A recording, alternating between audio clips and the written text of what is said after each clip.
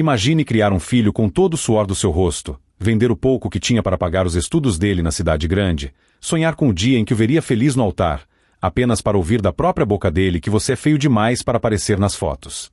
Dói, não é? É uma dor que rasga o peito de qualquer pai ou mãe. A ingratidão de um filho é como um frio que nunca passa, uma ferida que não cicatriza. Muitos de nós passamos a vida inteira nos sacrificando, comendo menos para que eles comam mais, vestindo trapos para que eles vistam roupas novas, apenas para sermos descartados como um objeto velho quando eles sobem na vida. Mas a vida, meus amigos, a vida tem um jeito muito curioso de colocar as coisas no lugar. Sebastião sentiu essa dor na pele, aquela humilhação amarga de ser rejeitado pelo próprio sangue por causa de uma mulher que mal o conhecia. Ele baixou a cabeça, engoliu o choro e aceitou o destino. Até que o telefone tocou numa tarde de terça-feira e uma verdade escondida há anos veio à tona, mudando absolutamente tudo. O que aquele filho e aquela nora arrogante não sabiam é que o velho da roça tinha um segredo que transformaria aquele casamento luxuoso no palco da maior lição de moral que aquela cidade já viu. Se você gosta de histórias onde a justiça divina tarda mas não falha, onde o humilde é exaltado e a soberba precede a queda, você precisa ficar comigo até o final. O que aconteceu naquele salão de festas vai lavar a sua alma. Antes de começarmos essa jornada emocionante, já deixe o seu gostei aqui no vídeo. Isso ajuda muito a nossa mensagem chegar a mais pessoas que precisam de um conforto no coração. E me conta aqui nos comentários, é a primeira vez que você assiste a um vídeo nosso? De qual cidade do Brasil você está nos acompanhando? Eu adoro saber até onde nossas histórias estão chegando. Se inscreva no canal para não perder nenhuma história de vida. Vamos lá! Sebastião era um homem de mãos calejadas e rosto marcado pelo sol forte do interior. Ele nunca teve luxo, mas nunca deixou faltar o pão na mesa.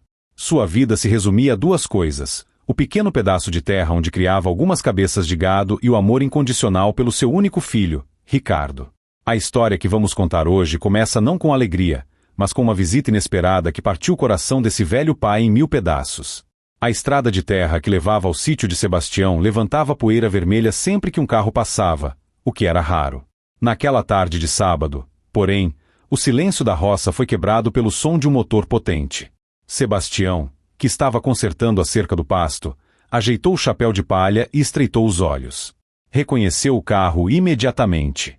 Era uma caminhonete preta, brilhante, dessas que parecem nunca ter visto lama na vida. Era Ricardo. O coração do velho disparou de alegria. Fazia meses que não via o filho. Ricardo havia se mudado para a capital há 10 anos para estudar direito, tudo pago com o dinheiro da venda dos bezerros e das economias suadas de Sebastião. Hoje, Ricardo era um advogado de sucesso, sócio de um escritório importante, e raramente tinha tempo para visitar o pai no meio do mato, como ele costumava dizer. Sebastião largou o martelo e correu para a varanda, limpando as mãos sujas de terra na calça jeans gasta. Ricardo! Meu filho! Que surpresa boa! Gritou Sebastião, abrindo os braços para um abraço. Ricardo desceu do carro. Estava impecável. Terno azul marinho, sapatos que brilhavam como espelho e um relógio dourado no pulso. Ele não sorriu. Apenas ajeitou os óculos escuros e olhou para o pai com uma expressão indecifrável, talvez uma mistura de pena e incômodo. Ele não retribuiu o abraço, apenas deu um aperto de mão frouxo. Oi, pai. Tudo bem? Disse Ricardo, olhando ao redor, como se a simplicidade da casa de madeira o ofendesse. Tudo ótimo agora que você chegou. Entra, entra. Acabei de passar um café. Tem broa de milho que a vizinha trouxe. Não, pai. Eu não vou demorar. Na verdade, eu nem devia ter vindo. Tenho uma reunião importante na segunda-feira cedo e a estrada é longa. Mas precisava falar com o senhor pessoalmente. Sebastião sentiu um aperto no peito. O tom de voz de Ricardo era frio, distante. Não era o tom de um filho que visita o pai. Era o tom de um advogado falando com um cliente indesejado. Aconteceu alguma coisa, meu filho? É sobre o casamento? Eu já separei o meu terno, aquele cinza que usei no enterro da sua mãe. Mandei lavar e passar, está novinho. Ricardo suspirou e tirou os óculos, esfregando os olhos. É exatamente sobre o casamento, pai. Sebastião sorriu, ingênuo. Ah, eu imagino. Deve estar uma correria. A Vanessa deve estar nervosa, né? Noivas ficam assim mesmo. Mas não se preocupe, eu já vi a passagem de ônibus.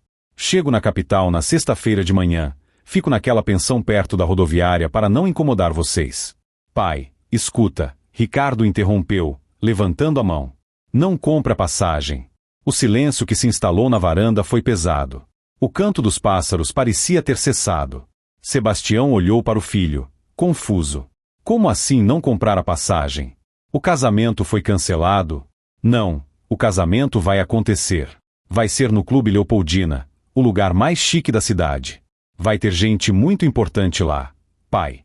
Juízes, desembargadores, políticos.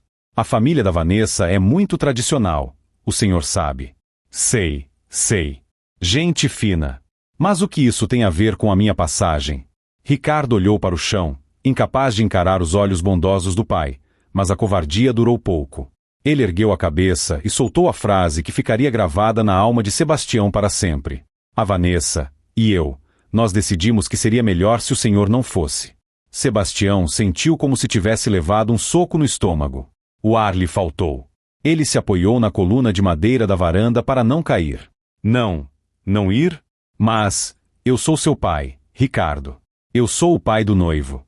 Como é que eu não vou no casamento do meu único filho? Pai, tenta entender. Ricardo começou a falar rápido, como se quisesse se livrar logo daquela conversa. O casamento vai ser um evento de gala. Black tie. As pessoas lá, elas são de outro mundo. O senhor não tem roupa para isso, não sabe como se portar, não sabe usar os talheres certos. A Vanessa acha, e eu concordo, que o senhor ia se sentir deslocado. Ia ficar envergonhado. Envergonhado? A voz de Sebastião tremia. Eu nunca tive vergonha de ser quem eu sou, Ricardo. Eu criei você com essa terra debaixo das unhas. Eu paguei sua faculdade com dinheiro que cheirava a curral. Você tinha vergonha do meu dinheiro quando precisava pagar os livros caros. Ricardo ficou vermelho, mas a arrogância falou mais alto. Isso é passado, pai. Agora é o meu futuro que está em jogo. A família da Vanessa é muito influente. Se eles virem o senhor lá, com esse jeito, rústico, falando errado, com essas mãos grossas, isso pode prejudicar minha carreira. A Vanessa disse que não quer gente da roça estragando as fotos do álbum. Ela quer um casamento de revista. Lágrimas grossas começaram a escorrer pelo rosto enrugado de Sebastião. Ele olhou para as próprias mãos. Eram mãos grandes, calejadas, com unhas que nunca ficavam totalmente limpas por causa do trabalho na terra. Mãos que trocaram as fraldas de Ricardo, que seguraram a bicicleta quando ele aprendeu a andar, que afagaram sua cabeça quando ele tinha febre. Agora, aquelas mãos eram feias demais para aparecerem nas fotos.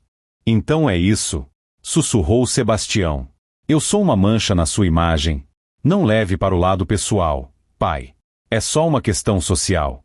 Nós vamos fazer um jantar para o senhor depois, quando voltarmos da lua de mel. Só nós três. Vai ser melhor. Sem pressão. Um jantar escondido? Sebastião ergueu os olhos, e pela primeira vez, Ricardo viu uma mágoa profunda neles. Como se eu fosse um segredo sujo. Não dramatiza, pai. É o melhor para todo mundo. Eu trouxe um dinheiro aqui. Ricardo enfiou a mão no bolso interno do paletó e tirou um envelope grosso. Para o senhor consertar o telhado que estava gotejando. Considere um presente. Ele estendeu o envelope. Sebastião olhou para o dinheiro, depois para o filho. Guarda o seu dinheiro, Ricardo. O telhado eu conserto. O que está quebrado aqui dentro? Ele bateu no peito. Dinheiro nenhum conserta. Ricardo, impaciente, jogou o envelope sobre a mesinha de centro da varanda. O senhor é muito teimoso. Enfim, o recado está dado. Não apareça lá, pai. Vai ser barrado na entrada. Tem segurança com lista de nomes. O seu não está lá. Sem esperar resposta, Ricardo virou as costas, caminhou até a caminhonete, entrou e arrancou, levantando uma nuvem de poeira que cobriu Sebastião. O velho ficou ali, parado, vendo o filho partir, sentindo-se menor do que um grão de areia. Ele não pegou o envelope.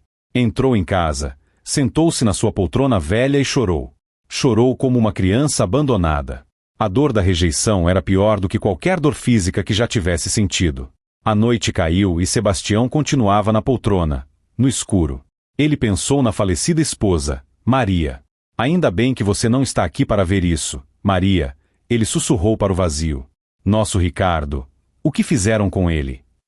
Mas Sebastião não era homem de se entregar. Ele tinha fé. E tinha amigos.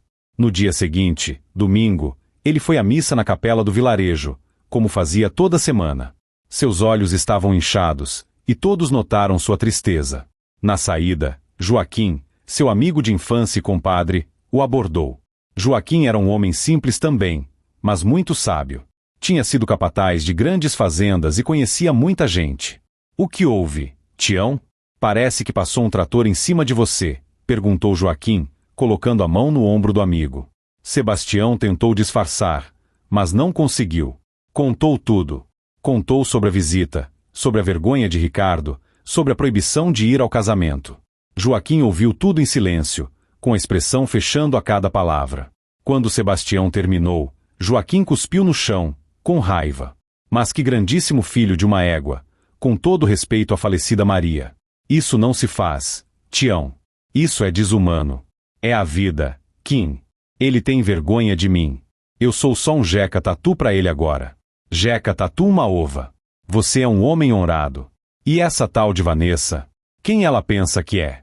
Filha de gente rica, Kim. Gente importante. Joaquim coçou o queixo, pensativo. Sabe, Tião, o mundo dá voltas. Às vezes a gente acha que está por baixo, mas a roda gira. Você lembra daquele terreno que você herdou do seu avô lá no norte do estado? Aquele pedaço de brejo que ninguém dava nada? Lembro. Nunca fui lá. Diziam que só tinha mosquito e lama. Por quê? Porque semana passada eu ouvi uma conversa na venda. Parece que uma empresa grande de mineração estava sondando aquelas terras. Disseram que acharam alguma coisa valiosa na região. Minério raro, sei lá. Sebastião deu de ombros. E o que isso importa agora? Kim? Eu perdi meu filho. Dinheiro não traz ele de volta. Não traz, mas ensina, Tião. Dinheiro ensina. E às vezes, a gente precisa dar uma lição para quem acha que é dono do mundo. Você ainda tem a escritura daquilo? Deve estar guardada no baú, junto com as certidões antigas. Vamos dar uma olhada nisso. Não custa nada. Vai que esse brejo vale alguma coisa e você pode, sei lá, comprar um terno novo e aparecer naquele casamento de helicóptero. Joaquim riu, tentando animar o amigo. Sebastião sorriu tristemente. A ideia era absurda. Mas mal sabia ele que Joaquim, com sua intuição de matuto, estava prestes a abrir uma porta que mudaria o destino daquela família. A semana passou arrastada para Sebastião. A cada dia que o casamento se aproximava, a angústia aumentava. Ele imaginava a festa, as luzes, a música, e seu filho lá, sorrindo, fingindo que o pai não existia. Na terça-feira, Joaquim apareceu no sítio, agitado. Tião, cadê a papelada? Vamos ver isso agora. Sem muito ânimo, Sebastião pegou o baú de madeira onde guardava as lembranças. Tirou fotos antigas, o terço da esposa, e lá no fundo, um envelope amarelado com a escritura das terras herdadas do avô. Terras que ele nunca tinha visitado, numa região distante e esquecida. Joaquim pegou o papel, leu com dificuldade, ajustando os óculos de grau que faltavam uma perna. É isso aqui mesmo. Região de Serra Azul. Tião, você não tem noção. O povo tá falando que descobriram uma jazida de lítio lá. Lítio. Dizem que é o novo ouro. Serve para bateria de carro elétrico, essas modernidades. E daí, Kim? Mesmo que tenha, isso demora anos para vender, para explorar. Não se a empresa já estiver querendo comprar. Vamos na cidade amanhã. Tem um sobrinho que trabalha no cartório, ele pode ver a situação legal disso aqui. Sebastião concordou só para agradar o amigo. Na quarta-feira, foram à cidade vizinha na caminhonete velha de Joaquim. O sobrinho, um rapaz esperto chamado Pedro, arregalou os olhos quando viu a localização das terras na escritura. Seu Sebastião, o senhor não recebeu nenhuma carta, nenhuma notificação? O correio não chega lá no sítio, meu filho. Só se for coisa muito urgente e o carteiro tiver boa vontade. Pois devia ter ido buscar. A mineradora Vale do Futuro está tentando localizar o proprietário dessas terras há 6 meses. Eles já compraram tudo em volta. O seu terreno fica bem no coração da jazida. Sem a sua terra, eles não conseguem expandir a operação principal. Sebastião e Joaquim se entreolharam. E quanto vale isso, menino? Perguntou Joaquim. Pedro digitou algo no computador, consultou umas tabelas e fez uma cara de espanto. Olha, a oferta inicial que está registrada aqui no sistema de intenção de compra é de... Ele engoliu em seco, 12 milhões de reais. Sebastião sentiu as pernas fraquejarem. Joaquim teve que segurá-lo. 12 milhões? Gaguejou Sebastião. Isso é dinheiro que não acaba mais. E isso é a oferta inicial, seu Sebastião. Se o senhor negociar, pode conseguir mais. Ou pode pedir royalties sobre a extração. O senhor é, tecnicamente, um multimilionário que não sabia que era rico. A sala do cartório girou. Sebastião, o homem que contava as moedas para comprar ração para o gado, o homem que foi humilhado pelo filho por ser pobre e feio, era dono de uma fortuna. Mas, estranhamente, a primeira coisa que ele sentiu não foi alegria. Foi uma ironia amarga. Então agora eu sirvo. Ele murmurou. Se eu chegar lá com 12 milhões, eu fico bonito nas fotos. Joaquim, percebendo o pensamento do amigo, deu um tapa na mesa. É isso, Tião. É isso. Você não vai só ficar bonito. Você vai ficar radiante. Escuta o que eu vou te dizer. Nós vamos aceitar essa proposta. Vamos pegar um adiantamento. E você vai naquele casamento. Não, Kim. Ele disse que não me quer lá. Eu tenho dignidade. Dignidade é mostrar para ele que o valor de um homem não está na conta bancária, mas já que ele só entende a língua do dinheiro, vamos falar a língua dele. Você vai lá, não para humilhar, mas para mostrar que o mundo gira. E tem mais, você não vai contar nada para ele agora. Nada. Pedro, o sobrinho, entrou na conversa. Seu Sebastião, se o senhor quiser, eu posso ligar para o representante da empresa agora. Eles têm um escritório na capital. Eles mandam um helicóptero buscar o senhor aqui se souberem que o senhor quer assinar. Tudo aconteceu muito rápido. Naquela mesma tarde, um representante da mineradora, um homem elegante e muito educado, chegou à cidadezinha. A negociação foi feita. Sebastião, com sua simplicidade, apenas disse: eu quero vender. Mas quero o dinheiro disponível até sexta-feira. E quero que ninguém saiba, por enquanto. A empresa, desesperada para fechar o negócio e começar a exploração, moveu céus e terras. Na sexta-feira de manhã, a conta bancária de Sebastião, que costumava ter apenas o suficiente para as despesas do mês, tinha um saldo com tantos zeros que ele mal conseguia ler. Mas Sebastião ainda estava triste. O dinheiro não comprava o amor de Ricardo. Ele olhava para o extrato e só via papel. Joaquim, porém, tinha um plano. Tião, agora você vai fazer o seguinte. Você vai comprar o melhor terno que existir na capital. Você vai contratar um motorista. E você vai entrar naquele clube Leopoldina de cabeça erguida. E se me barrarem, Kim? O Ricardo disse que tem lista. Deixa comigo. Eu conheço o chefe da segurança do Leopoldina. Trabalhamos juntos na fazenda Santa Helena anos atrás. O nome dele é Bigode. Vou ligar para ele. Você vai entrar. E você vai levar um presente de casamento que eles nunca vão esquecer. Sebastião hesitou. Ele não queria causar confusão. Mas a lembrança das palavras de Ricardo, você é feio demais, gente da roça, queimava em sua mente. Ele precisava ver o filho. Precisava olhar nos olhos dele uma última vez antes de decidir o que faria com o resto da sua vida. Tudo bem, Kim. Eu vou. Mas não vou para brigar. Vou para me despedir. Sábado chegou. O dia do casamento. Na capital, o clima era de festa na alta sociedade. Vanessa, a noiva, estava num spa de luxo, cercada de madrinhas que elogiavam sua beleza e sua sorte de ter encontrado um advogado promissor. Ai, amiga, o Ricardo é tudo de bom, dizia uma das madrinhas. E a família dele? Ele nunca fala muito. Vanessa revirou os olhos enquanto fazia as unhas. Ah, a família é complicada. O pai é um fazendeirozinho lá do interior, sabe? Meio bronco. O Ricardo achou melhor ele não vir. Ia ficar deslocado. Coitado. Imagina o velho comendo com a mão no meio do senador Freitas. Deus me livre. Todas riram. Nossa, que mico seria. Você fez bem, Van. Casamento é dia de perfeição. Nada pode dar errado. Enquanto isso, num hotel 5 estrelas no centro da cidade, Sebastião olhava-se no espelho. Ele não se reconhecia. O terno italiano, feito sob medida em tempo recorde, o dinheiro realmente abria portas mágicas, caía perfeitamente em seu corpo. O barbeiro do hotel havia parado sua barba e cabelo, deixando com um ar de distinção. Ele parecia um diplomata, um barão do café, qualquer coisa, menos o homem que consertava cercas. Mas as mãos, ele olhou para as mãos. Ainda eram as mesmas. grossas, calejadas. Ele sorriu.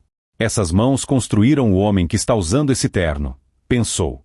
Joaquim, que tinha ido junto como seu assessor, estava deslumbrado. Rapaz!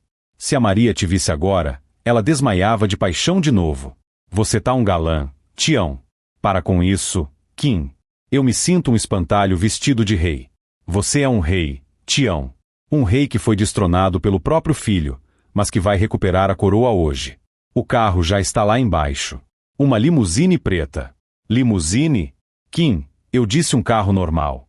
Normal nada. Você vai chegar parando o trânsito. Vamos! O trajeto até o Clube Leopoldina foi silencioso. Sebastião olhava as luzes da cidade pela janela escurecida e seu coração batia descompassado. Ele carregava no bolso interno do paletó um envelope. Não com dinheiro, mas com algo muito mais valioso, a verdade. Quando a limusine encostou na entrada do clube, havia fotógrafos, seguranças e manobristas. Carros de luxo chegavam a todo momento. Mulheres em vestidos longos e brilhantes, homens em smokings. Era um mundo que Sebastião só via na televisão. O motorista abriu a porta. Sebastião desceu. Os flashes das câmeras dispararam, achando que se tratava de alguma celebridade ou político importante. Ele caminhou até a entrada, onde uma cerimonialista com uma prancheta controlava o acesso. Boa noite, senhor. Seu nome, por favor? Ela perguntou, sorrindo, impressionada com a elegância daquele senhor grisalho. Sebastião da Silva. A mulher procurou na lista. Franziu a testa. Procurou de novo. Senhor, me desculpe, mas não consta nenhum Sebastião da Silva na lista de convidados. Sebastião sentiu frio na barriga. Era isso. Seria humilhado na porta. Deve haver um engano, minha filha. Eu sou o pai do noivo. A cerimonialista arregalou os olhos. Ela sabia que o pai do noivo não viria. Tinha recebido instruções expressas de Ricardo e Vanessa. Se aparecer um velho mal vestido dizendo ser meu pai, dê um jeito de dispensar discretamente. Mas aquele homem à sua frente não era um velho mal vestido. Era a imagem da sofisticação. O pai do noivo. Mas o senhor Ricardo disse que, nesse momento, o chefe da segurança, o tal bigode amigo de Joaquim, aproximou-se. Ele piscou discretamente para Sebastião. Algum problema aqui, Cláudia? Esse senhor diz ser o pai do noivo, mas não está na lista. Ah, deve ter sido um erro de impressão. Eu conheço o senhor Sebastião. É VIP. Pode deixar entrar. Eu me responsabilizo. A cerimonialista, confusa mas intimidada pela autoridade do chefe de segurança e pela aparência imponente de Sebastião, deu passagem. Me desculpe o transtorno, senhor. Tenha uma ótima festa. Sebastião entrou. O salão era gigantesco.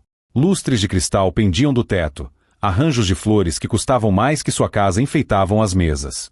A cerimônia religiosa já havia terminado numa capela anexa e agora os convidados estavam no coquetel, aguardando a entrada dos noivos no salão principal.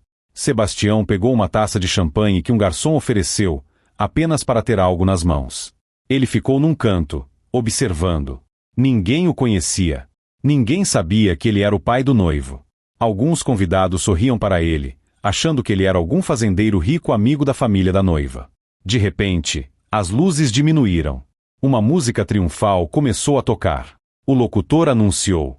E agora, com vocês, o senhor e a senhora. Ricardo e Vanessa da Silva. As portas duplas se abriram. Ricardo e Vanessa entraram, radiantes. Ricardo estava elegante, sorrindo, acenando como um príncipe. Vanessa, deslumbrante em seu vestido de renda francesa, exibia um sorriso de vitória. Eles caminharam até o centro da pista de dança, sob aplausos calorosos. Sebastião sentiu as lágrimas subirem. Aquele era seu menino. Tão bonito, tão bem-sucedido. E tão distante. Ricardo pegou o microfone para fazer o discurso de agradecimento. Boa noite a todos. A voz dele ecoou pelo salão. Quero agradecer a presença de cada um de vocês. É uma honra ter amigos tão ilustres, familiares tão queridos. Quero agradecer especialmente aos pais da Vanessa, Dr. Roberto e Dona Helena, que nos deram essa festa maravilhosa. Aplausos. Sebastião apertou a taça. Ricardo continuou. Infelizmente, meu pai não pôde estar presente hoje. Ele é um homem muito simples, do interior, e a saúde já não permite viagens longas. Mas tenho certeza de que ele está mandando boas energias lá da roça. Um murmúrio de ó, que pena percorreu o salão. Mentira. Uma mentira lavada na frente de centenas de pessoas. Ricardo tinha matado o pai socialmente, inventando uma doença, uma fragilidade que não existia, apenas para justificar sua ausência. Aquilo foi a gota d'água. A tristeza de Sebastião transformou-se em algo mais firme. Uma determinação de aço. Ele não ia fazer um escândalo. Ele ia fazer justiça. Ele começou a caminhar em direção ao palco. Devagar, com a elegância de quem não tem pressa. O salão estava meio escuro, com os holofotes focados nos noivos, então ninguém notou sua aproximação imediata.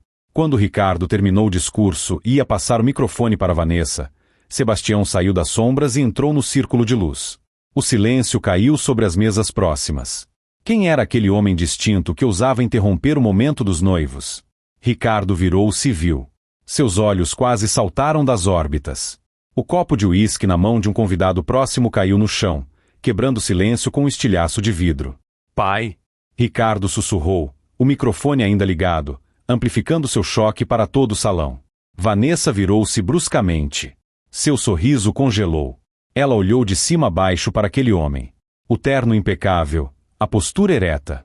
Ela não o reconheceu de imediato, pois só tinha visto fotos antigas onde ele estava sujo de terra. Quem é esse, Ricardo? Ela sibilou, mas o microfone captou. Sebastião subiu os 2 degraus do pequeno palco. Ele ficou frente a frente com o filho. Ricardo estava pálido, tremendo. Você disse que eu estava doente, meu filho? A voz de Sebastião, mesmo sem microfone, foi ouvida pelas primeiras fileiras. Ele estendeu a mão e, num gesto suave, pegou o microfone da mão frouxa de Ricardo. O salão inteiro prendeu a respiração. Era uma cena de filme. Boa noite a todos, disse Sebastião. Sua voz era calma, grave, cheia de uma autoridade natural que ele nunca soube que tinha. Peço desculpas pela interrupção. Meu nome é Sebastião. Eu sou o pai do noivo. E, graças a Deus, minha saúde está ótima. Um burburinho começou. As pessoas cochichavam. Mas o Ricardo disse que ele não podia vir. Quem é ele? Ele parece muito bem. Olha o terno dele. É um Armani? Ricardo tentou intervir, suando frio. Pai, o que o senhor está fazendo aqui? Vamos conversar lá fora. Por favor. Não, Ricardo. Nós vamos conversar aqui. Você não queria que eu participasse da sua vida? Do seu momento de glória? Pois bem, aqui estou. Vanessa, recuperando a compostura e percebendo o desastre iminente, tentou sorrir forçadamente. Ah, que surpresa maravilhosa! O senhor conseguiu vir. Ricardo estava tão preocupado com sua coluna. Sebastião virou-se para Vanessa. Seu olhar era gentil, mas penetrante. Minha coluna aguenta muito peso, minha filha. Aguentou carregar sacos de ração a vida inteira para pagar a faculdade desse rapaz aqui. Mas o peso que ela não aguenta é o da mentira. O clima pesou. O pai da noiva, Dr. Roberto, levantou-se da mesa principal, preocupado. Ricardo foi me visitar semana passada, continuou Sebastião, dirigindo-se agora à plateia, que ouvia hipnotizada. Ele foi me dizer que eu não poderia vir ao casamento. Disse que eu era feio demais. Que eu era gente da roça.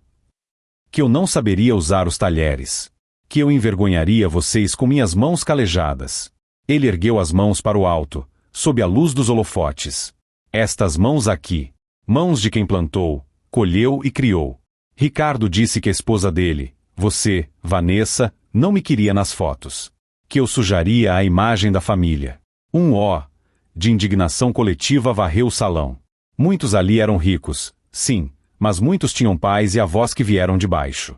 A ingratidão é um pecado que ofende a todos, independentemente da classe social. Ricardo estava vermelho como um pimentão, querendo desaparecer.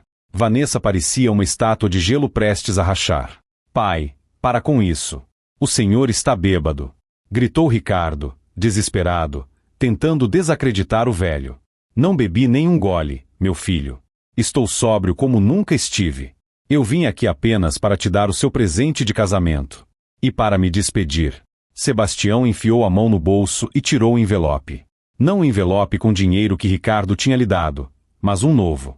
Você me ofereceu dinheiro para eu não vir. Para eu consertar meu telhado e ficar quieto no meu canto. Eu não aceitei. Mas eu trouxe algo para você. Ele abriu o envelope e tirou um cheque. Um cheque administrativo. Eu vendi umas terras que eu tinha, Ricardo. Umas terras que seu avô deixou. Parece que valiam alguma coisa. Ele mostrou o cheque para Ricardo. O valor estava escrito em números grandes e claros. R$1 milhão, R$1 milhão. Ricardo olhou para o cheque. Seus olhos brilharam de cobiça instantânea. 1 milhão. Ele nunca tinha visto tanto dinheiro junto. A ganância substituiu a vergonha por um segundo. Pai, isso é, para nós? Sebastião sorriu. Um sorriso triste. Não. Isso é o que eu ia dar para vocês. Para começarem a vida. Para comprarem uma casa. Para viajarem. Ele fez uma pausa dramática. Mas aí eu lembrei que eu sou gente da roça. Que eu não sei me portar. Que meu dinheiro deve cheirar a estrume, não é? E gente fina como vocês não precisa de dinheiro de um velho ignorante. Com um movimento rápido e firme, Sebastião rasgou o cheque ao meio. Depois em 4 pedaços. Depois em 8. O som do papel rasgando foi o único som no salão. Ricardo soltou um grito abafado, como se tivessem rasgado a própria pele dele. Vanessa levou as mãos à boca, horrorizada. Sebastião jogou os pedaços de papel no chão, aos pés do filho. O dinheiro das minhas terras, Ricardo, eu doei ontem para o Hospital do Câncer e para o orfanato da cidade. Fiquei apenas com o suficiente para ter uma velhice digna, longe de gente que mede o valor das pessoas pela roupa que vestem. Ele se aproximou do filho, bem perto, e disse fora do microfone, apenas para ele ouvir. Você pode ter estudado as leis dos homens, meu filho, mas esqueceu a lei de Deus, honrar pai e mãe. Hoje, você é o homem mais pobre deste salão. Sebastião devolveu o microfone para o suporte. Ajeitou o paletó. E virou as costas. Ele começou a caminhar para a saída. O silêncio durou mais 2 segundos. Então, algo incrível aconteceu. Um senhor idoso, sentado numa das mesas da frente, começou a aplaudir. Era um desembargador aposentado, muito respeitado. Ele se levantou. Depois, outro se levantou. E outro. Em instantes, o salão inteiro estava de pé, aplaudindo Sebastião. Não aplaudiam o dinheiro que ele tinha ou deixou de ter. Aplaudiam a dignidade. Aplaudiam a lição. Ricardo e Vanessa ficaram sozinhos no palco, pequenos, humilhados, sob os olhares de reprovação de toda a elite da cidade. A festa tinha acabado antes mesmo de começar. Sebastião saiu do clube com a alma lavada. Joaquim o esperava na porta, chorando de emoção. Você viu isso, Tião? Você viu? Eles te aplaudiram de pé. Vamos embora, Kim. Quero voltar para casa. Quero tirar esse terno e colocar minha bota velha. Mas a história não acabou ali. Ah, não. Se você acha que Ricardo aprendeu a lição e pediu perdão, ou se acha que Sebastião viveu feliz para sempre apenas com essa vitória moral, você está enganado. O destino ainda guardava uma reviravolta cruel. Porque o dinheiro, meus amigos, atrai cobras. E Vanessa, a noiva humilhada, não era mulher de aceitar uma derrota assim tão fácil. Ela tinha um plano B. E esse plano envolvia algo muito mais perigoso do que apenas palavras duras. O que aconteceu nos meses seguintes faria aquele casamento parecer um conto de fadas perto do pesadelo que estava por vir. A repercussão do casamento foi devastadora para Ricardo. O vídeo de Sebastião rasgando o cheque e dando a lição de moral viralizou na internet. Alguém tinha filmado tudo. O título do vídeo era O Pai Humilde e o Filho Ingrato. Em uma semana, Ricardo perdeu 3 grandes clientes no escritório. A sociedade, que ele tanto prezava, virou as costas para ele. Ninguém queria ser associado ao filho que tem vergonha do pai. Vanessa estava furiosa. O sonho de ser a rainha da sociedade tinha virado pó. Eles foram obrigados a cancelar a lua de mel nas Maldivas para economizar, já que o fluxo de dinheiro de Ricardo diminuiu drasticamente. A culpa é daquele velho maldito. Gritava Vanessa no apartamento luxuoso que eles mal conseguiam pagar o condomínio agora. Ele arruinou nossa vida de propósito. Ele planejou tudo. Ele é meu pai, Vanessa. Talvez a gente tenha pegado pesado. Ricardo tentou argumentar, sentindo o peso da culpa. Pegado pesado? Ele te humilhou na frente de todo mundo. E ainda rasgou R$1 milhão na nossa cara. Você tem noção do que a gente faria com esse dinheiro? E ele disse que doou. Será que doou mesmo? Os olhos de Vanessa brilharam com malícia. O que você quer dizer? Velhos mentem, Ricardo. Ele disse que doou para fazer cena. Aposto que o dinheiro está todo na conta dele. 12 milhões, Ricardo. Você ouviu o boato na cidade dele? Dizem que a mineradora pagou 12 milhões. Ele rasgou um cheque de 1 milhão, mas e os outros 11? Ricardo sentiu um arrepio. 11 milhões. Era dinheiro para resolver a vida dele, dos filhos dele, dos netos dele. E o que você sugere? Ele não vai me dar nada. Ele deixou bem claro. Ele não precisa dar. Ele já é velho. Velhos ficam incapazes. Velhos esquecem as coisas. Velhos precisam de curatela. Ricardo olhou para a esposa, chocado. Você quer que eu interdite meu pai? Eu quero que a gente pegue o que é nosso por direito. Você é o único herdeiro. Se ele começar a gastar esse dinheiro com bobagens, ou doar tudo para a igreja, você vai ficar sem nada. Precisamos agir rápido. Precisamos provar que ele não está em suas faculdades mentais plenas. Afinal, quem em sã consciência rasga R$1 milhão? Isso é prova de insanidade. A semente do mal foi plantada. E Ricardo, desesperado para recuperar seu status e pressionado pela esposa ambiciosa, começou a regar essa semente. Enquanto isso, no sítio, Sebastião vivia em paz. Ele realmente havia doado uma grande parte do dinheiro, mas guardara o suficiente para reformar a casa, comprar um trator novo e ajudar os vizinhos. Ele não queria luxo. Queria tranquilidade. Mas a tranquilidade durou pouco. Um mês depois do casamento, um oficial de justiça bateu na sua porta. Senhor Sebastião da Silva. Sou eu. Tenho aqui uma intimação. O senhor precisa comparecer a uma audiência de avaliação psiquiátrica. Avaliação o quê? Por quê?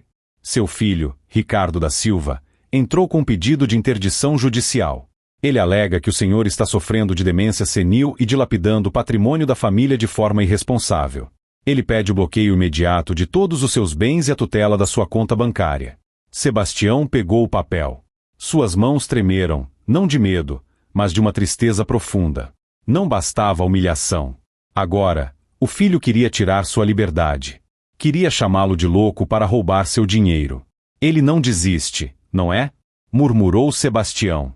O senhor precisa de um advogado, senhor Sebastião. É um processo sério. Sebastião olhou para o horizonte. O sol estava se pondo, tingindo o céu de vermelho sangue. Eu não preciso de advogado. Eu tenho a verdade. E tenho Joaquim. Ele entrou em casa e ligou para o amigo. Kim, vem pra cá. A guerra não acabou. Eles querem me prender numa camisa de força. Mas eles esqueceram de uma coisa. O quê, Tião? Que eu não sou apenas um velho da roça. Eu sou um pai. E um pai educa. Se a primeira lição não funcionou, a segunda vai ser definitiva. Sebastião tinha uma carta na manga que nem Ricardo, nem Vanessa, nem ninguém imaginava. Algo que ele descobriu mexendo nos papéis antigos da esposa falecida, Maria, dias depois do casamento. Um segredo que mudaria a legitimidade de tudo que Ricardo achava que tinha direito. A audiência estava marcada para dali a 2 semanas. Ricardo e Vanessa já contavam com a vitória, já planejavam como gastar os milhões do velho louco. Mas eles estavam prestes a entrar num tribunal onde o réu seria o juiz, e o veredito seria devastador. A notícia do processo de interdição caiu sobre a pequena cidade como uma bomba. Ninguém conseguia acreditar que Ricardo, o menino que cresceu correndo pelas ruas de terra, comendo goiaba no pé e sendo amado por todos, tinha coragem de arrastar o próprio pai para um tribunal sob acusação de loucura. A ganância, dizem os mais velhos, é uma doença que cega a alma antes de cegar os olhos. E Ricardo estava cego. Completamente cego pelo brilho do ouro que ele achava que merecia. Nos dias que antecederam a audiência, o sítio de Sebastião, que antes era um refúgio de paz, transformou-se em um quartel-general de resistência silenciosa. Joaquim não saía de lá. Ele sabia que o amigo estava sofrendo, não pelo medo de perder o dinheiro, mas pela dor de ver o filho se transformar num monstro. Sebastião passava horas na varanda, olhando para o nada, segurando aquele envelope antigo que encontrara nas coisas da falecida esposa, Maria. Aquele papel amarelado era a chave de tudo, mas usá-lo significava abrir uma ferida que talvez nunca mais cicatrizasse. Enquanto isso, na capital, o clima no apartamento de Ricardo e Vanessa era de euforia tensa. Eles haviam contratado um psiquiatra forense particular, conhecido por emitir laudos favoráveis a quem pagasse mais, para testemunhar que a atitude de rasgar um cheque de R$1 milhão era, inequivocamente, um sinal de demência frontotemporal. Vai ser fácil, Ricardo, dizia Vanessa, servindo-se de mais uma taça de vinho caro, comprado no cartão de crédito que já estava estourado. O juiz vai olhar para aquele caipira, vai ouvir o doutor falar termos técnicos difíceis, e pronto. A curatela será sua. Nós vamos controlar cada centavo. E a primeira coisa que vamos fazer é vender aquele sítio imundo e comprar uma cobertura de verdade. Ricardo, porém, não estava tão tranquilo. Ele conhecia o pai. Sabia que Sebastião era um homem de poucas palavras, mas de uma força interior assustadora. A imagem do pai no casamento, elegante e digno, ainda o assombrava. E se ele tiver um advogado bom? Perguntou Ricardo, roendo as unhas. Que advogado? O Joaquim? Aquele outro caipira? Vanessa riu com escárnio. Eles não têm malícia, Ricardo. Eles acham que a verdade vence. Mas no mundo real, quem vence é quem tem a melhor estratégia. E nós temos. Nós vamos alegar que ele está gastando o patrimônio da família de forma prodigal. A lei protege os herdeiros. Você é o único filho. O dinheiro é praticamente seu. A arrogância de Vanessa era o combustível de Ricardo. Ele precisava acreditar nela, porque se parasse para ouvir a própria consciência, ele desmoronaria. Ele tentava se convencer de que estava fazendo isso pelo bem do pai. Ele não sabe administrar tanto dinheiro, pensava Ricardo. Vai acabar dando tudo para a igreja ou sendo enganado por golpistas. Eu sou o protetor dele. Era mentira que ele contava para si mesmo para conseguir dormir à noite. A data da audiência chegou. O céu amanheceu cinzento, chuvoso, como se a natureza estivesse chorando pelo que estava prestes a acontecer. Sebastião vestiu seu melhor terno novamente, o mesmo do casamento. Ele fez questão. Queria que o filho lembrasse daquele dia. Joaquim dirigiu a caminhonete até o fórum da cidade vizinha. No caminho, quase não trocaram palavras. O silêncio dizia tudo. Ao chegarem ao fórum, encontraram um circo armado. Vanessa, sempre midiática, havia deixado vazar para a imprensa local que o milionário do cheque rasgado estaria lá. Havia repórteres curiosos na porta. Ricardo e Vanessa chegaram num carro alugado de luxo, desceram de óculos escuros, ignorando as perguntas, com a postura de quem já venceu.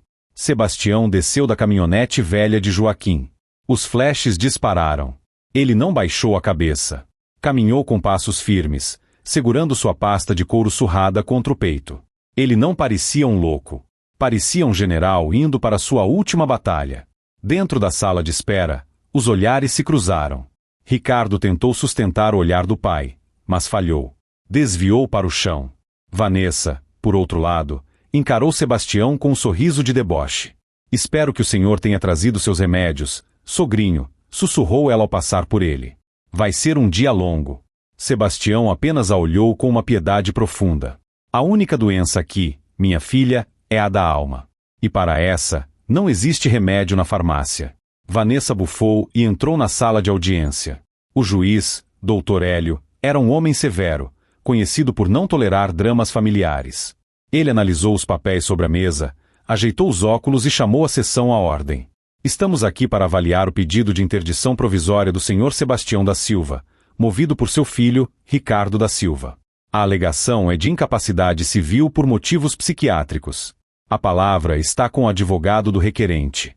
O advogado de Ricardo, um homem de terno brilhante e fala mansa, levantou-se. Ele começou um discurso teatral, pintando Sebastião como um homem simples que, deslumbrado pela súbita riqueza, perdeu a noção da realidade.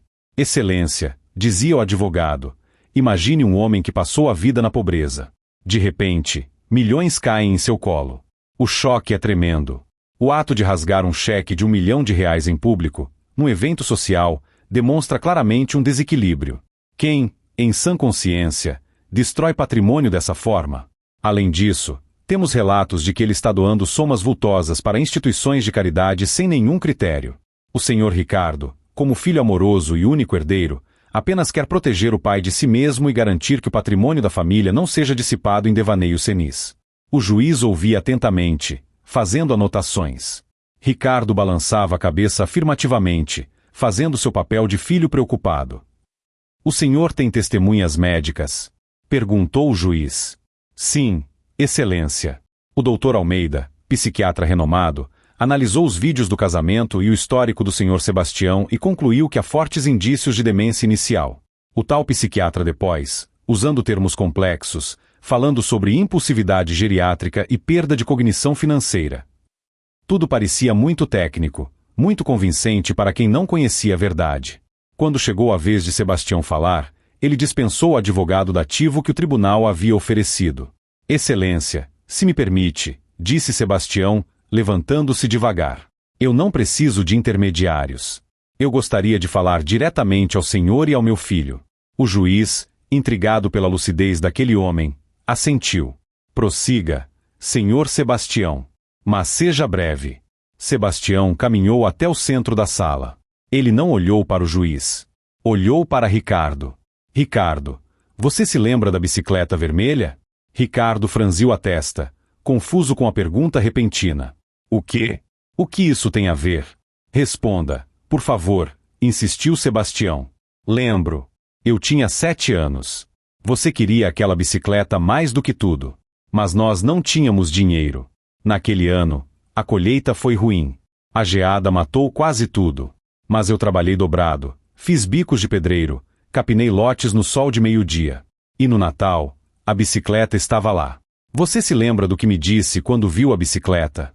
Ricardo engoliu em seco. O silêncio na sala era absoluto. Você disse, pai, você é o melhor homem do mundo. Sebastião fez uma pausa, segurando as lágrimas. Eu não era rico, Ricardo. Mas eu era o melhor homem do mundo para você. Hoje, eu tenho milhões na conta. Mas para você, eu sou um louco. Um estorvo. O que mudou, meu filho? O dinheiro mudou você. O dinheiro te fez esquecer quem limpou seus joelhos ralados. Excelência, interrompeu o advogado de Ricardo. Isso é apelo emocional irrelevante.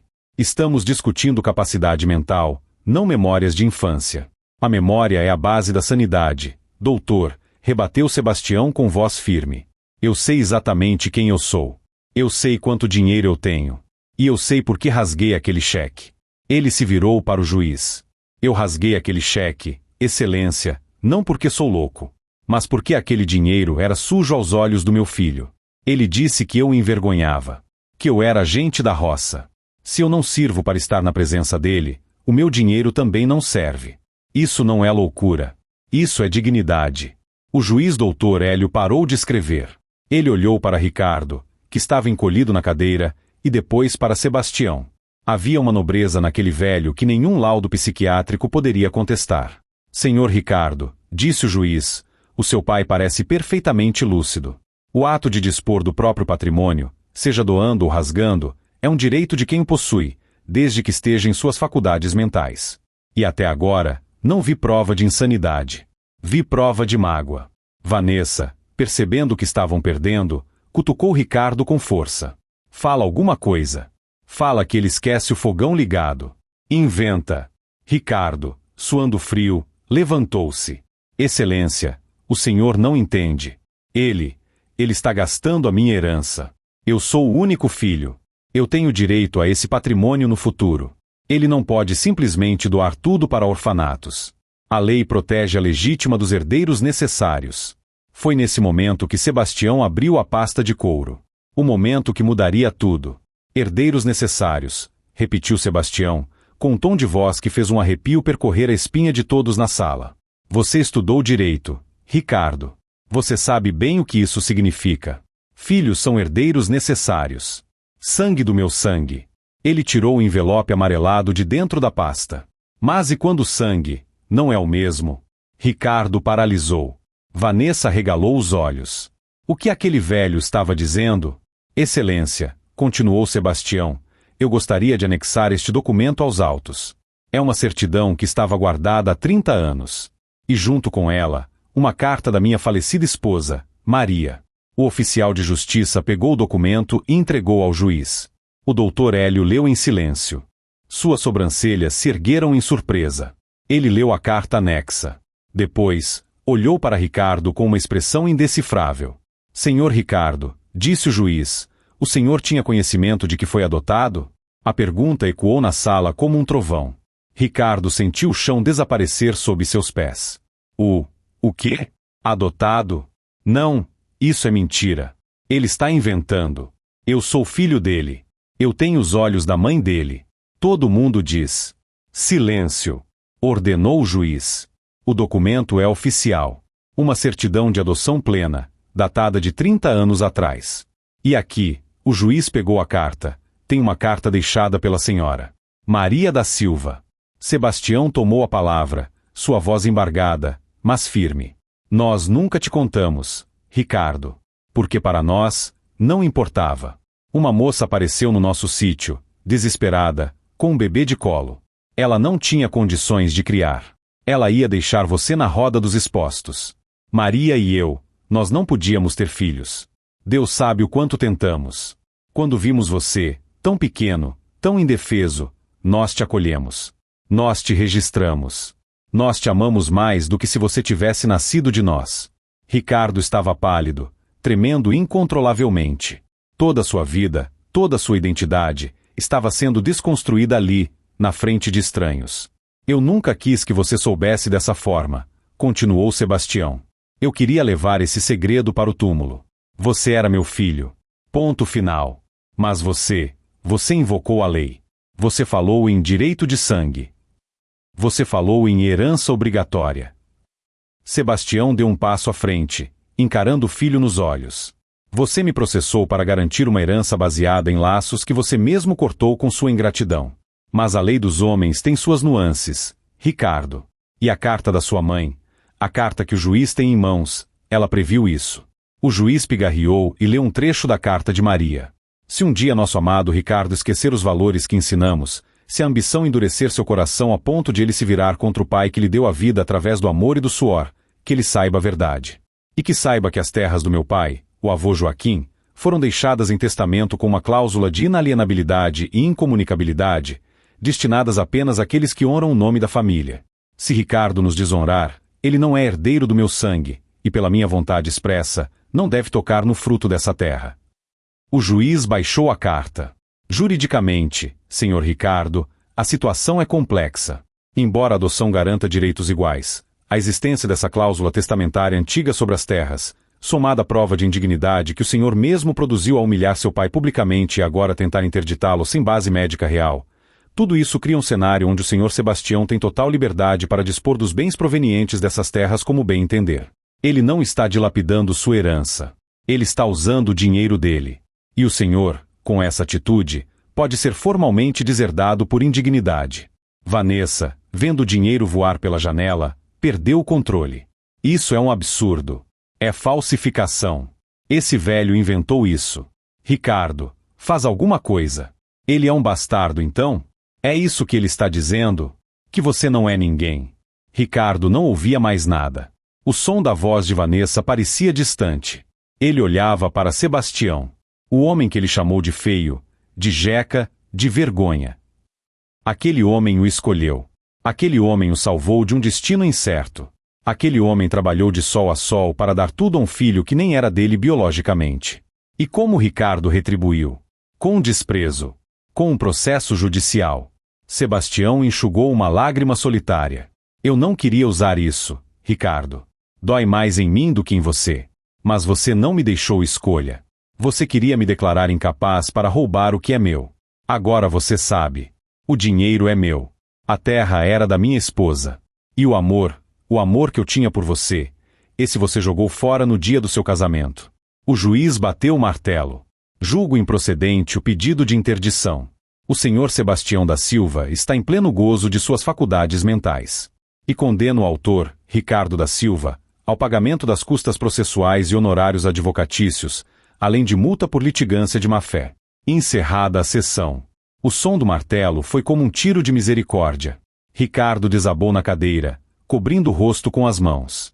Vanessa, furiosa, pegou sua bolsa. Você é um inútil, Ricardo. Um inútil e agora um deserdado. Eu não vou ficar casada com um fracassado que nem sabe quem é o pai. Acabou. Ela saiu batendo saltos, deixando Ricardo sozinho, chorando, no meio do tribunal. Sebastião olhou para o filho uma última vez. Ele queria abraçá-lo. O instinto de pai gritava para ele ir lá e consolar o menino. Mas ele sabia que não podia. Ricardo precisava aprender. A dor é a maior professora dos homens. Sebastião virou as costas e saiu, acompanhado de Joaquim.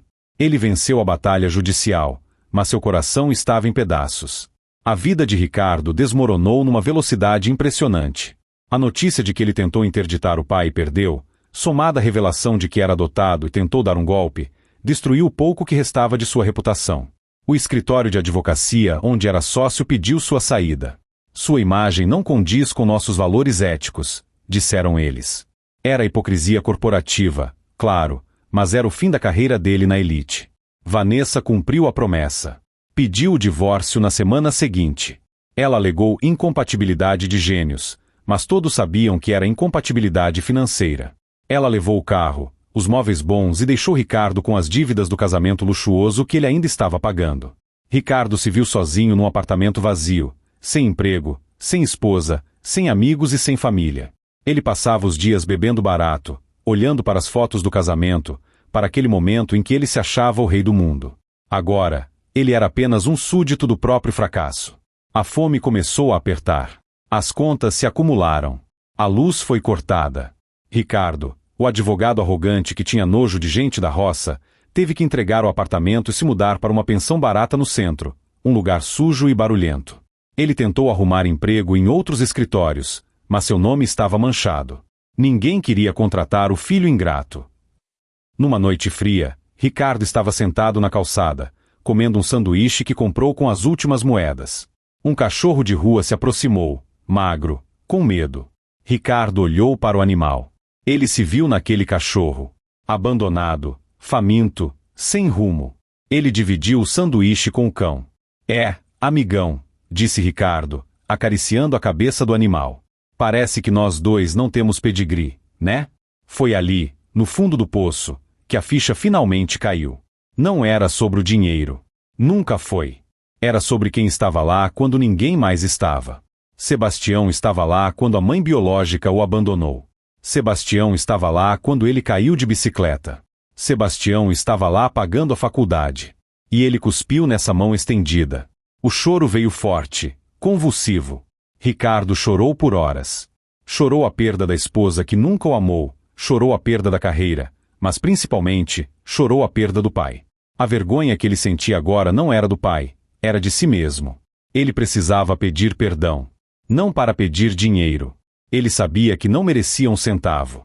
Mas para pedir paz. Ele precisava olhar nos olhos de Sebastião e dizer que sentia muito, mesmo que o pai nunca mais quisesse vê-lo. No dia seguinte, Ricardo juntou seus poucos pertences numa mochila.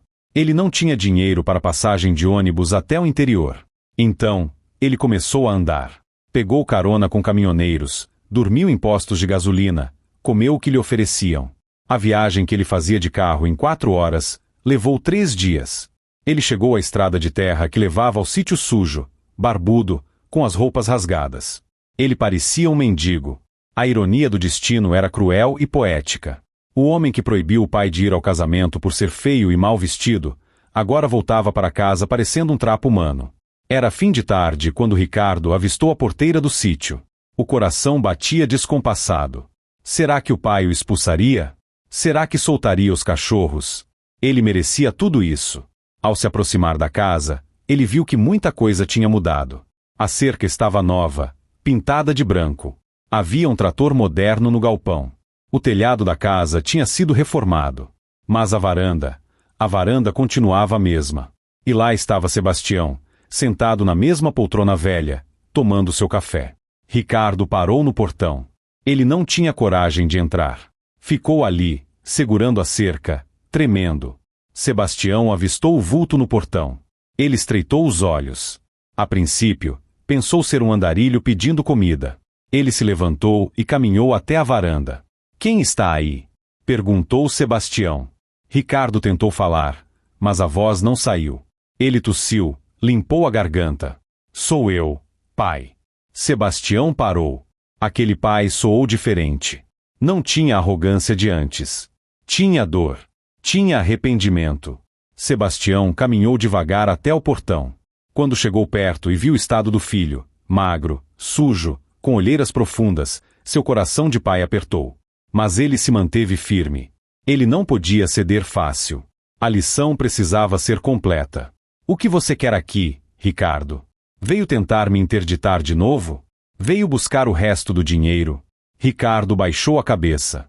As lágrimas abriram caminhos na sujeira do seu rosto. Não, senhor. Eu não quero dinheiro. Eu não quero nada. Eu só vim dizer que o senhor estava certo. Sobretudo, a Vanessa me deixou quando o dinheiro acabou. Meus amigos sumiram. Eu perdi tudo, pai. E eu mereci perder. Ele caiu de joelhos na terra vermelha. A mesma terra que ele desprezava. Eu sou um lixo, pai. Eu sei que não sou seu filho de sangue. O Senhor me escolheu e eu te traí. Eu não tenho direito de te chamar de pai. Mas eu precisava vir aqui e dizer: me perdoa. Pelo amor de Deus, me perdoa. Eu fui um monstro. Sebastião olhou para o homem ajoelhado a seus pés. Ele lembrou do bebê que segurou nos braços 30 anos atrás. Lembrou dos primeiros passos. Lembrou do orgulho que sentiu na formatura. O amor de pai não morre, ele apenas se esconde atrás da mágoa para sobreviver. Sebastião abriu o portão. Levanta, Ricardo. Ricardo obedeceu, soluçando. Você está com fome? Perguntou Sebastião. Muita. Entra. Tem broa de milho e café fresco.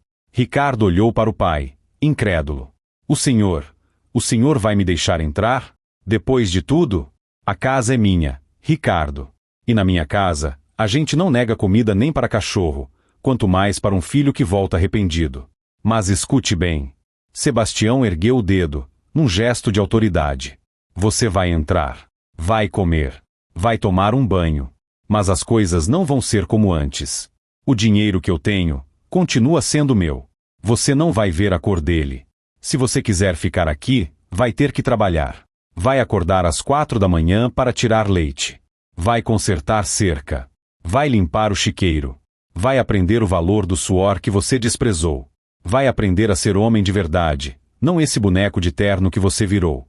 Ricardo assentiu freneticamente. Eu faço qualquer coisa, pai. Eu limpo o chiqueiro com as mãos se precisar. Eu só quero ter uma família de novo.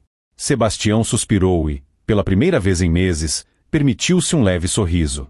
Então entra. Antes que o café esfrie. Os meses se passaram. A cidadezinha do interior assistiu a uma transformação silenciosa. O advogado da capital, que antes desfilava de nariz empinado, agora era visto na carroça, levando capim para o gado. Ricardo emagreceu, ganhou músculos, suas mãos ficaram calejadas e sua pele queimada de sol. No começo, foi um inferno. O corpo doía, a vergonha de ser visto trabalhando no pesado consumia. Mas a cada dia, ao final da jornada, quando sentava na varanda com Sebastião para ver o pôr do sol, ele sentia algo que nunca sentiu nos escritórios de luxo: paz. Ele aprendeu a respeitar a terra. Aprendeu a respeitar o tempo das coisas. E, principalmente, aprendeu a respeitar o pai. Eles conversavam muito agora. Sebastião contava histórias do avô, da mãe Maria, ensinava sobre a vida. Ricardo ouvia como um discípulo. Um dia, Joaquim apareceu no sítio.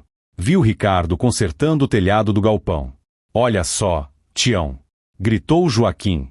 Não é que o doutorzinho virou gente. Ricardo desceu da escada, limpou o suor da testa e sorriu. Um sorriso verdadeiro. Doutor não, seu Joaquim. Aqui eu sou só o Ricardo, o filho do Tião. Sebastião, que observava de longe, sentiu uma paz imensa. O dinheiro da mineradora? Ele usou para construir uma escola técnica na cidade e um posto de saúde moderno. Ele não guardou quase nada para si, além da segurança da velhice. Numa tarde de domingo, um ano depois do retorno de Ricardo, eles estavam almoçando. Pai, disse Ricardo, eu estava pensando. Aquele dinheiro da venda das terras, o senhor fez muito bem em doar. É mesmo? Sebastião ergueu uma sobrancelha. Não sente falta dos milhões? Nem um pouco. Aquele dinheiro quase me destruiu. O que eu tenho hoje vale muito mais. Eu tenho meu pai de volta. Eu tenho minha dignidade de volta. E eu descobri que a riqueza não é o que a gente tem no bolso, é o que a gente tem no coração. Sebastião sorriu e colocou a mão sobre a mão calejada do filho. Agora sim, Ricardo. Agora você está pronto para a herança. Que herança, pai? O Senhor doou tudo. A herança material, sim. Mas a herança moral, essa eu guardei para você. E sabe de uma coisa? Sebastião piscou. Eu não doei tudo. Guardei um pouquinho num fundo de investimento. Não são milhões, mas é o suficiente para você, se quiser, abrir um pequeno escritório aqui na cidade. Um escritório para ajudar quem não pode pagar. Para defender os pobres. O que acha? Ricardo chorou.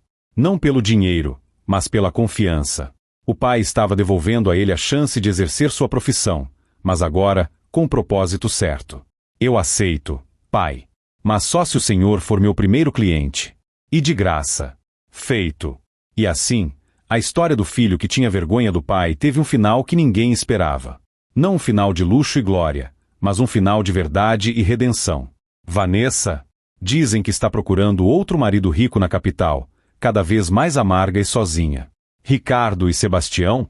Eles continuam lá, na varanda, vendo o sol se pôr, sabendo que a maior humilhação não é ser pobre, é ser pobre de espírito. E que a maior reviravolta da vida é quando a gente descobre que o amor perdoa, ensina e reconstrói, mesmo quando tudo parece perdido. E você? O que faria no lugar do Sebastião? Teria perdoado Ricardo ou deixaria ele sofrer sozinho? Essa história nos ensina que o mundo dá voltas e que a humildade é a chave que abre todas as portas, enquanto a soberba tranca a gente do lado de fora da felicidade. Se você chegou até aqui, eu quero saber quem são os verdadeiros fiéis do canal. Escreva nos comentários a palavra bicicleta.